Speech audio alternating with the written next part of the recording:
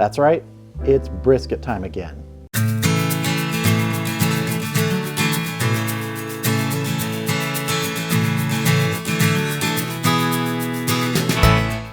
Hi everybody, and thanks for stopping by.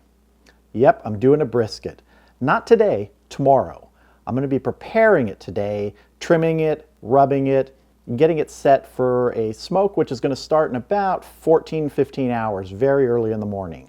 I'm going to be attempting to do this brisket hot and fast. It's about a 14.5-pound USDA prime packer brisket, and usually something like that is going to take 15 to 18, sometimes even 20 hours when you're doing 225 degrees, which is really the best way to do a brisket in my opinion.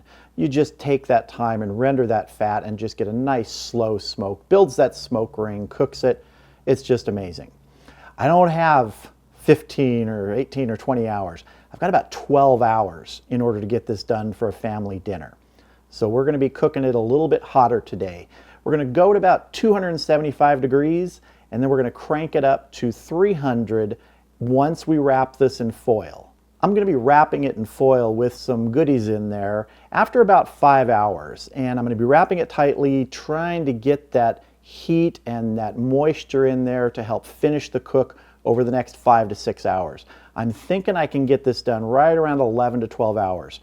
But you know, it's never a sure thing with a brisket.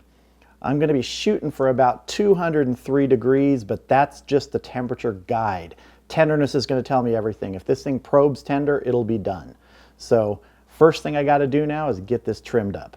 Now on this flat side, a lot of the fat has already been taken off, but there is some pretty big stuff you can see right here. This is stuff that's not going to render very easily, so we're going to go ahead and trim this down. I don't want to take all the fat off this, just the stuff that's not going to really help add anything.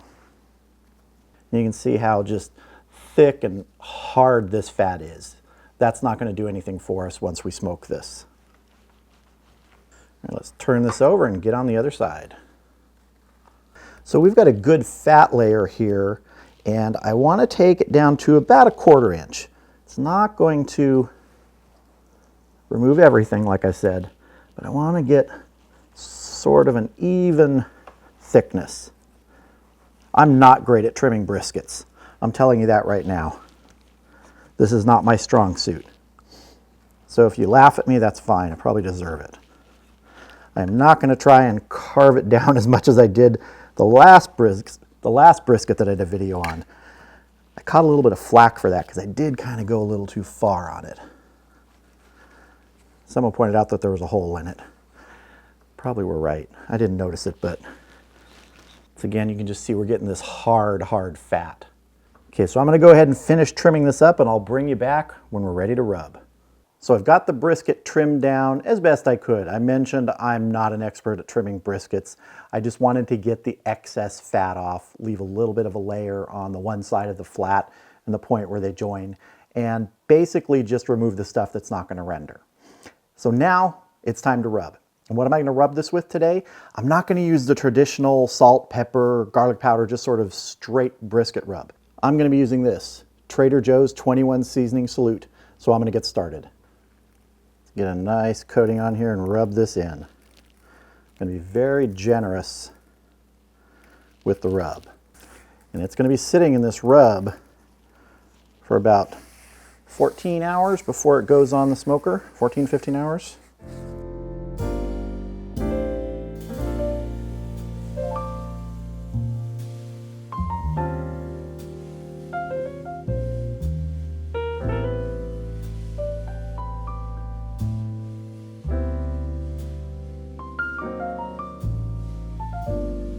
Now, one of the things about this 21 Seasoning Salute is it has no salt in it. I know that's heresy when it comes to brisket. But we have someone in our family who can't have very much salt, so we're doing it this way. I've used this seasoning on many cuts of beef before. It's terrific. You don't miss the salt, and honestly, if you want to add salt at the end, you can. But this is just a terrific seasoning. We are rubbed.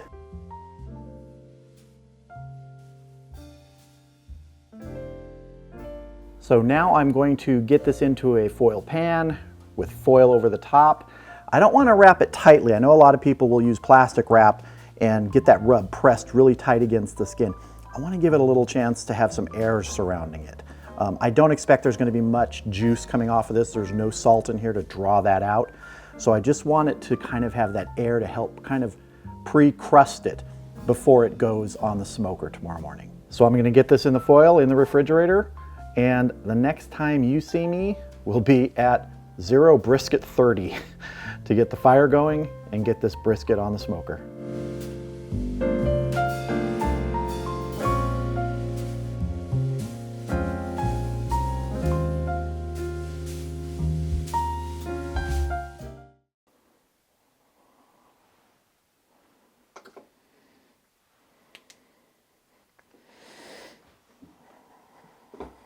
Good morning. It's early. Maybe not for a lot of you, but for me it is. Still dark outside, about 45 degrees, so cool morning here in Southern California. I know that's not very cold for a lot of you out there.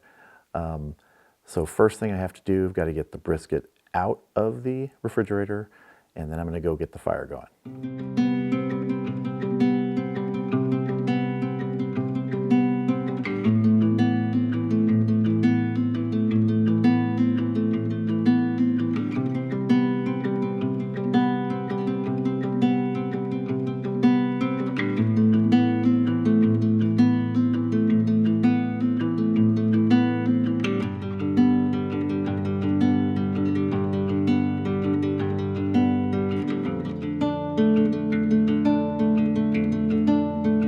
Nice hot bed of coals there. I'm going to be doing this today with hickory and mesquite, a mix. I'm going to get a piece of mesquite going on there first to start building up some temperature.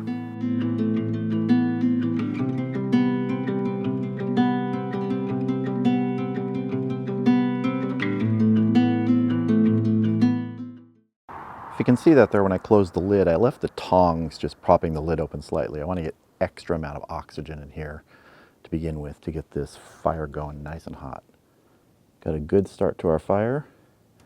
Just want to get it up to above 250, hopefully closer to 275 to start before I get the brisket on.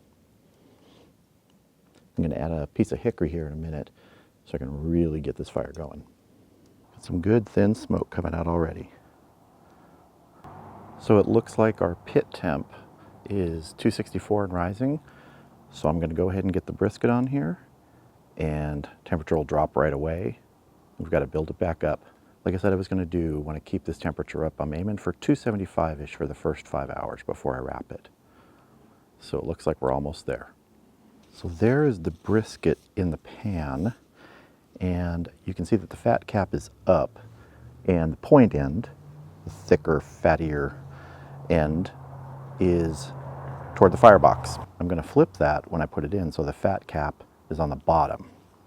I've done it both ways, fat cap up, fat cap down. I prefer the fat cap down. Okay, and our pit temperature is 301 right now. Perfect, it's going to drop almost right away.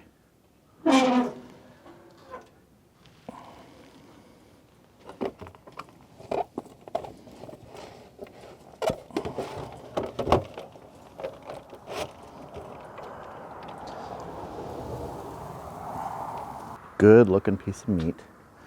Now I'm going to get my internal temperature probe in.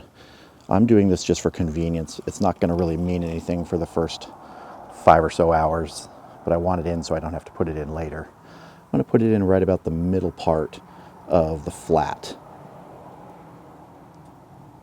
See what we're registering with that. Okay, let's see, before we close the pit, the temp's about 223, that'll change. Internal meat temp 37, so it's reading perfectly. That's what the refrigerator was. So that's a nice cold piece of meat right there. I left it out for about an hour, but it's not going to rise that much in an hour. That's a large piece of meat. It's a lot of thermal mass there that heat or cold has to overcome. So let's get this closed up and cooking. All right, let's close up the Oklahoma Joe's Highland and get this brisket cooking. I don't know if you can see it, but we have just really, really thin, clean smoke coming out of the smokestack right now. So we got a good fire going. We're doing well for this early in the morning. Pretty pinkish sunrise this morning. Nice way to start the day. especially with that hickory smoke in the air.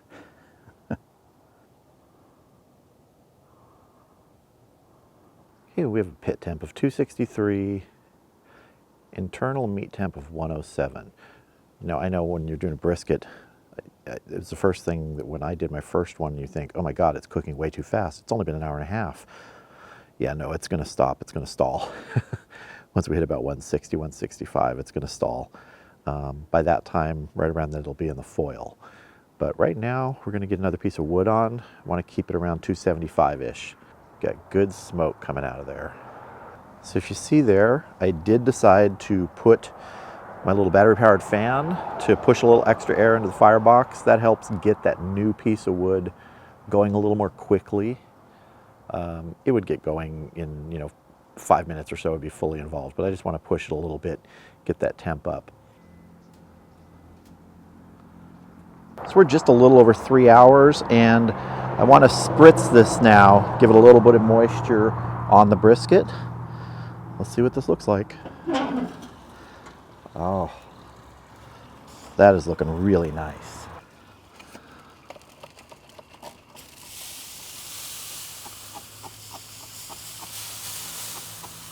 And that's all she's going to take to do that, but boy, look at that. It's smelling wonderful too.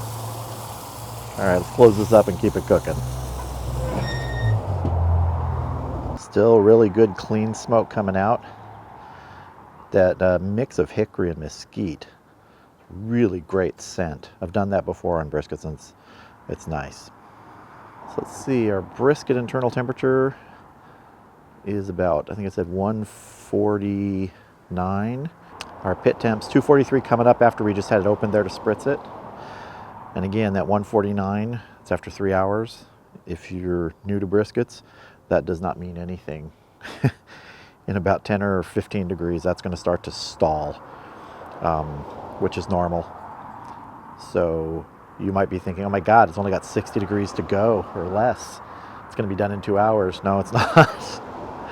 Even with the fast method I'm using today, this has probably 6 more hours to go at least. Take a look at the firebox from this side, from the damper side. Cleaned out some ash a while ago, and you can see there's already another good accumulation of ash. I think I'm going to go ahead and pull some more ash out of there. In a long cook, like briskets, unless you have a huge firebox, you're probably going to find yourself removing ash several times. Keeps that airflow going under the wood, the coal, whatever you have in there. Allows the fire to breathe. I don't know if you can see it there, just how clean that smoke is. Good airflow allows that wood to burn clean. Going well. We're just a little past 5 hours, and I think I'm going to let it sit in the smoke for another hour at least. Probably until about 12. But it's looking gorgeous. You want to see? Okay, so just so you can see, I don't know if you can see that, the internal temp of the meat is 165. The pit temp is 210 coming back up because I just opened it to add some wood. But it's got a really nice look about it, and that's one of the reasons I want to leave it going, to build some more bark on it. Let me show you. That is just looking gorgeous. Has that rich mahogany color on it right now, and I just want to keep building that bark for another hour, maybe if I can push it 2 before I foil it, to finish it off and get it done in time for a family dinner tonight. But I'm going to close this back up, keep cooking it, and build that bark for a while longer. Okay, it's been 6 hours on the dot, and we are definitely in the stall. We've been at 165, 166, going back and forth for at least the last 45 minutes, an hour. So we're in the stall, and I'm going to take it now and wrap it in foil.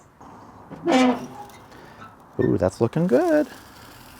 Very nice, very nice. Now I want to keep it oriented the same way, because when I put it back in the foil, I'm going to run the probe through the foil, try and get it in close to the same spot, near the middle, and fat cap down in the foil, just like it is here.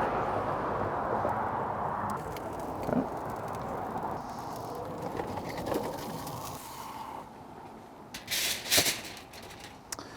Oh, looking good. It's just beautiful and it smells so good. Okay, so what I'm gonna do here first is I wanna create just a little bit of a catch basin around this because I'm gonna add just a slight amount of beef broth. Just a slight amount, not much. Maybe a quarter cup at the most. All right, then I have some chopped up, sliced up garlic that's going in here. Some whole green onions. These are just gonna lay all over the top of this here. And some sprigs of fresh rosemary from the garden. Now, keep wrapping, a lot of foil, wrap it tight. We'll get this bottom layer on first. Very hot.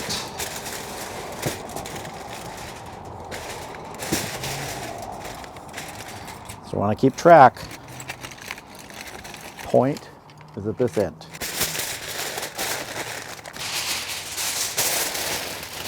Comes at the top. Okay, we have our point down here. We are wrapped up nice and tight. I'm going to get this back on. Right there. Now we're going to get our probe back in.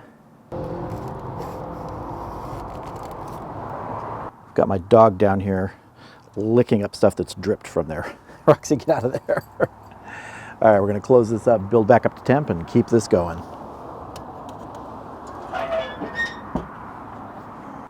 So our internal temperature of the meat is showing at 203, which is a target temperature, but it's a guide. So we're going to open up the foil now and probe it to just see how tender it is, both in the point and the flat. So we're going to remove this probe now because we're going to be using the instant read thermometer for probing and for any final temperatures. I can smell that garlic. Wow, that smells good. It's looking really nice. But now let's go for some, okay, so look, here's your temperature part on here. Turn it over so you can't see it. You're just probing for tenderness. I can still feel a little resistance in there. Flat feels good. I mean, the point feels good. That's pretty good. A little bit of resistance right there. I'm curious what the temperature is. Let's see. See, that temperature showing is 202.6. So target temperature 203 still needs a little bit more. So what we're going to do is I'm actually going to pull this off here real quick, get this juice in the foil pan, and then put it back on without foil for a little bit longer. Let's see if I can manage this without losing all this terrific juice. Okay, 1, 2, 3. Oh, made it in. I'm going to take it over to the table. I'm going to get my orange grill gloves on and lift this out. So I got to get under this. And I'm going to turn it so that the flat is closer to the firebox now. And there we go. Slide it down this way just a little bit. Good. That is looking good. Let me knock off any last little pieces of garlic and stuff here. I don't want it to burn on the outside. One more feel here at this end. So you can see just a little bit of resistance. A little bit of resistance there. This end, watch. Butter, butter, butter. A little resistance.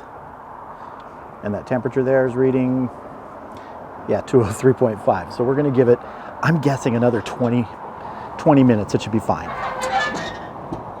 So what do you do when someone doesn't like brisket? You throw some chickens on the rotisserie. Yeah, I'm doing a lot of cooking today. Okay, I've let it go about an extra 30 minutes now, so I'm going to check it for tenderness. So let's see how we're doing. Oh, much more tender. A little bit of resistance, but not much. I think after foiling this and letting it rest in the cooler, it's going to be perfect. All right, time to get this off. Look at that. Okay, I'm going to wrap this up tight in foil, wrap it up in some towels, put it in the cooler.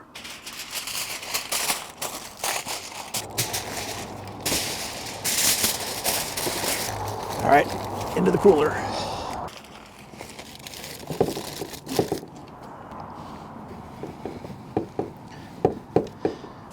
Close this up. That's going to sit in there for a couple hours.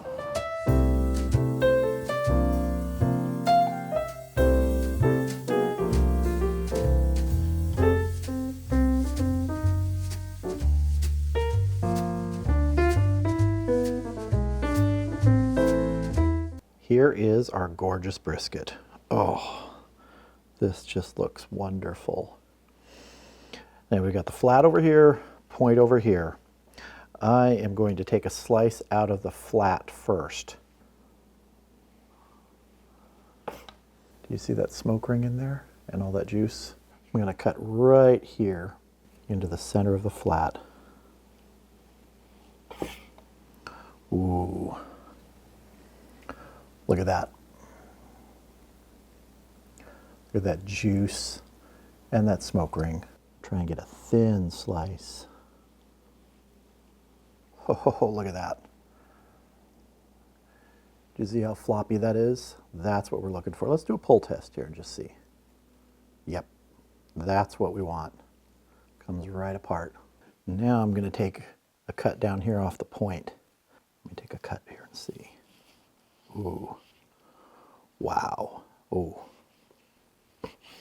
Oh. That is just dripping with juice. Time to taste some of this. Yeah, I get to taste this now. All right.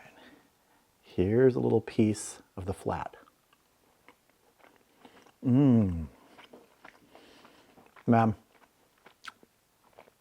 that hickory and mesquite just like penetrates way into this. Mmm. Wow, that is good. But the point, that for me is where the flavor in a brisket is at. Here goes. Look at that. Can you see that? The smoke ring, the juices. Oh, okay, here goes.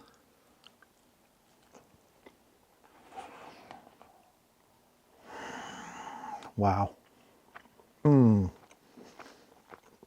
Oh man, the tenderness, that fat that's rendered in there. You just taste that, it's so juicy. Mmm. Mmm. Nice bark on the outside. Mmm. Mmm. You know, a brisket is an investment, sometimes in money if they're not cheap, but in time also. And you got to ask yourself if it's worth it. This one was worth it. Now, the really nice thing about this one is the hot and fast method worked. This 14.5-pound brisket took 9 hours. 9 hours on the smoker. Then 2 hours more, I left it in the cooler, which you would normally do anyway. So rather than a 15 to 20 hour cook, this was a 9-hour cook. And it tastes just as good and is just as tender as ones that have gone longer that I've done. This is terrific. Now, I'd still like to do it at 225 for a longer period because I think you get just a slightly deeper flavor and tenderness. I don't know what it is. This is really, really, really good, darn good. I'd still like to be able to take it longer, but sometimes you can't. And in those situations, this hot and fast method does work. It was basically, I was planning on 5, but it ended up being 6 hours at about 275 on the smoker with smoke, and then another 3 hours wrapped in foil with the temperature a little higher at about 300 degrees. And you saw what I put in there, about a 1/4 cup of liquid, some garlic, some onions, some rosemary. You could put whatever you want. The key was getting it wrapped tight and keeping that temperature high. That really helped finish this off. And then letting it rest for 2 hours in the cooler is sort of the topping on it. Everything gets reabsorbed in there, all the juices, and it's just ready to fall apart in your mouth when you bite into it. I hope y'all enjoyed this video, and I hope you enjoyed watching me eat some of this brisket. I'm gonna have some more of it in just a little bit, and the family's gonna really enjoy it. I know they will. If you did enjoy this video, please give it a like. It sure does help. And if you're interested in any of the items that I used in this video, I'll put links to them down in the description. That way you can check them out yourself. Thanks again for watching, everybody. Hope you have a great evening, and I'll see you again soon.